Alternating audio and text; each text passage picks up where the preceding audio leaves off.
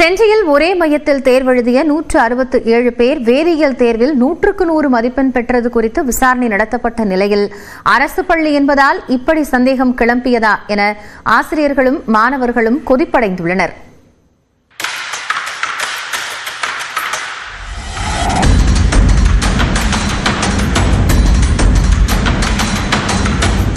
பொதுவாக பொதுத் தேர்வில் 100க்கு 100 மதிப்பெண் பெற்றால் அடடே வாழ்த்துக்கள் என சொல்வதை கேட்டிருப்போம்.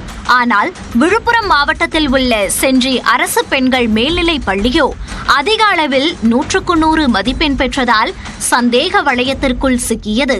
செஞ்சி அரசு பெண்கள் மேல்நிலைப் பள்ளி தேர்வு மையத்தில் அதே பள்ளி மாணவிகளுடன் மேலும் 2 தனியார் பள்ளி மாணவ மாணவிகளும் 12ஆம் வகுப்பு பொதுத் தேர்வு எழுதினர்.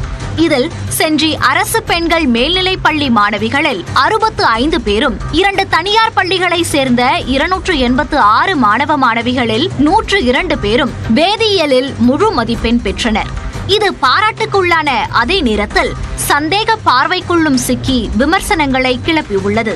வினாத்தாள் கசிவு என சந்தேகம் எழுந்த நிலையில் இது குறித்து விசாரணை நடத்திய மாவட்ட முதன்மை கல்வி அலுவலர் அறிவழகன் தேர்வில் எந்த முறைகேடும் நடக்கவில்லை என்பதை உறுதி செய்தார். மாணவர்கள் அனைவரும் நன்றாக படிக்கக்கூடியவர்கள் என்பதாலேயே இந்த சாதனை நிகழ்த்தப்பட்டுள்ளதாகவும் பாராட்டுக்களை கூறினார். இது மகிழ்ச்சியை தந்தாலும் அரசு பள்ளி என்பதால் சந்தேகம் கிளப்புவதாக சம்பந்தப்பட்ட பள்ளியின் தலைமை ஆசிரியர் வேதனை தெரிவித்தார். 65 சென்டம்கள் எடுத்ததை மட்டும் காரணம் காட்டி தொடர்ச்சியாக சொல்லி கொஸ்டின் பேப்பர் லீக்கு பசங்க எழுதிட்டாங்க, அதெல்லாம் எந்த வித எதுவும் இல்லை. 100% உண்மையாக நடத்தப்பட்ட தேர்வு. இது ஒரு அரசு பள்ளி என்பதனால் கேள்வி எழுப்புகிறார்கள். இது அரசு பள்ளியானது தொடர்ச்சியாக சாதனைகளை படைத்துக் கொண்டிருக்கிறது. இதை பாராட்ட வேண்டுமே என்று சந்தேகத்திற்கு உட்படுத்தக்கூடாது.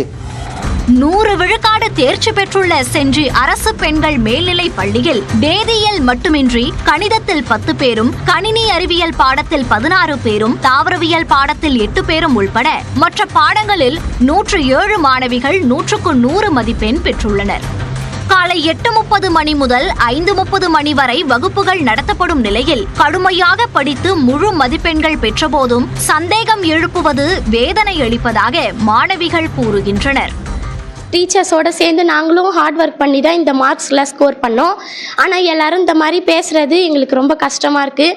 என்ன மாதிரி இருக்க எல்லா ஸ்டூடெண்ட்ஸ்க்குமே அது ரொம்ப பாதிப்பு தான் தருது. நான் கெமிஸ்ட்ரியில் சென்டம் எடுத்திருக்கேன்.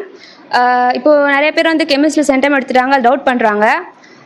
அது ரொம்ப எங்களுக்கு மன உளைச்சியாக இருக்குது. ஏன்னா நாங்கள் ரொம்ப கஷ்டப்பட்டு படித்து தான் எடுத்திருக்கோம்.